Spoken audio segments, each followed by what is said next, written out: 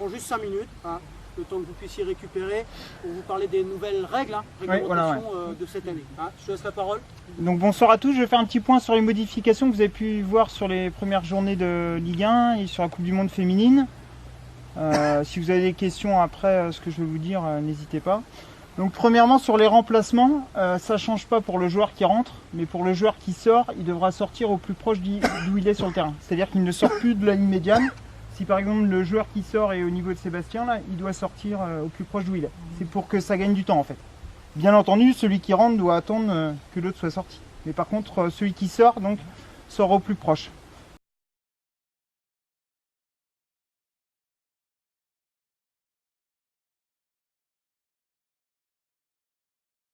Autre modification, il faut savoir que pour toutes les personnes qui sont sur le banc, donc entraîneurs, entraîneurs adjoints, dirigeants, sont susceptibles d'avoir des avertissements ou exclusions, avec présentation du carton, ce qui n'était pas le cas auparavant. Et Thierry, pour info, si les entraîneurs adjoints peuvent avoir des avertissements avec distribution de carton jaune ou carton rouge, si c'est les adjoints qui interviennent et qu'on ne sait pas qui c'est l'entraîneur qui prend, pour info. Donc,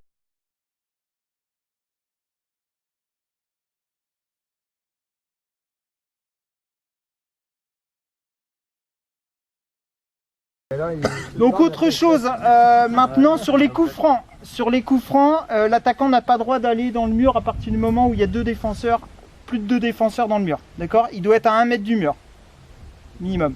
D'accord? Sur les balles à terre, ce qu'on appelle les entre-deux comme au basket, la balle à terre revient à l'équipe qui avait le ballon en dernière. D'accord? Et les adversaires doivent se trouver à 4 mètres. Autre nouveauté que vous avez dû voir, c'est au niveau des coups de pied de but ou des coups francs à l'intérieur de la surface de réparation. Maintenant, le ballon n'a plus, il n'y a plus d'obligation qui sortent de la surface de réparation. Sur 6 mètres et coups francs indirect pour la défense. D'accord? Donc c'est-à-dire que vous pouvez jouer, et il y a de plus en plus d'équipes qui jouent court, hein, vous verrez que...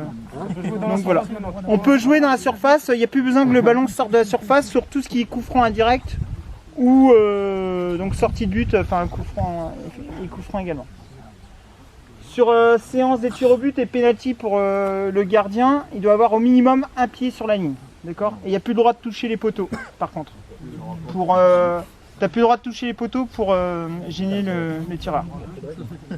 Voilà un petit peu les modifications qu'il y a eu. Je sais pas si vous avez vu autre chose que vous voulez changer. Non, la VAR, c'est pas encore à ton niveau. Donc voilà, le but c'est de fluidifier les... Miguel, t'as intérêt de filmer tous les week-ends hein, pour la VAR. Le carton blanc par contre est toujours d'actualité. Hein. Mais je dis le changement, si je dois sortir là, je suis là-bas et je sors là, je prends un jaune si je mets pas de temps. Si je viens sortir ici au lieu de sortir là. Regarde-lui. En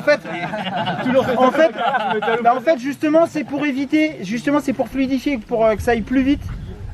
On s'est rendu compte qu'il y a des joueurs qui faisaient... Normalement, un changement, le temps effectif, c'est 30 secondes. On s'est rendu compte que quelquefois, ça durait, ça générait de la contestation. Donc du coup, si tu es là-bas, et ben, tu sors là-bas et ton joueur rentre là, comme ça, on perd pas de temps. Voilà. Et si, par contre, si tu es juste à côté, tu vas sortir au niveau de la médiane. Donc après, voilà. Donc voilà, sur les modifications, je ne sais pas si vous avez d'autres questions. Donc à bien se rappeler, ouais, sur balle à terre, du coup ça revient à l'équipe qui avait le ballon. Et puis donc du coup la grosse modification c'est pour le coup de pied de but qui n'est pas obligé de sortir de la surface. Donc, voilà. Sinon ça change pas. Donc, voilà. Sinon ça change pas. Ah oui, il y a un gros changement aussi au niveau des mains.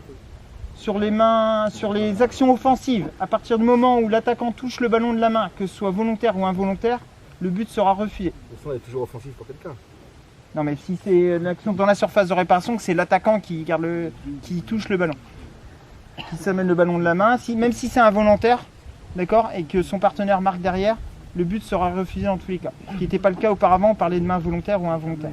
Là, qu'elle soit volontaire ou involontaire.